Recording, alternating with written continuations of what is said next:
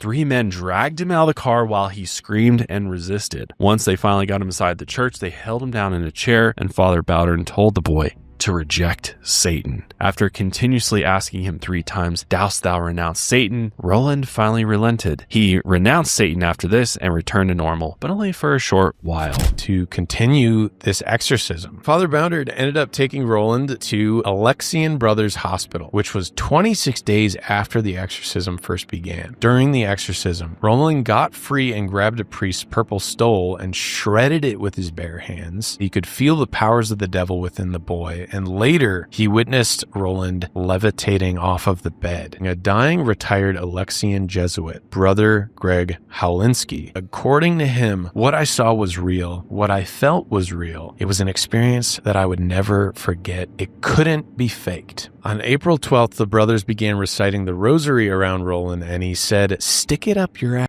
The exorcism ritual continued, but many noticed that Father Bowdern appeared weakened, and he had lost almost 40 pounds over the last month. On April 18th, the day after Easter, 34 days since Roland's exorcism began, they placed religious medals around Roland's neck, and he complained of them burning his skin. And Father Bowdern then forced a crucifix into Roland's palm, which caused more of a burning sensation. At this point, Roland then began contorting his body and convulsing. But while Roland was seizing, he suddenly released the tension in his muscles and laid calmly in bed. In a clear, commanding voice, Roland suddenly began praying. He said, "Satan, Satan, I am Saint Michael, and I command you, Satan, and the other devil spirits, to leave the body in the name of Dominus immediately." So after saying the word Dominus, about 8 minutes of violent convulsions followed, and Roland finally came to a resting state. Through heavy breaths, he said, "He's gone." The energy in the room dissipated and Roland's violence had ended. He looked up at the priest and said, "It's over." After 34 days of exorcism, it seemed like the madness was finally over. Roland ended up staying under observation in St. Louis for a few more weeks before returning to his home in Maryland, and he wrote Father Bowdern a letter saying that he was back in school and happy again.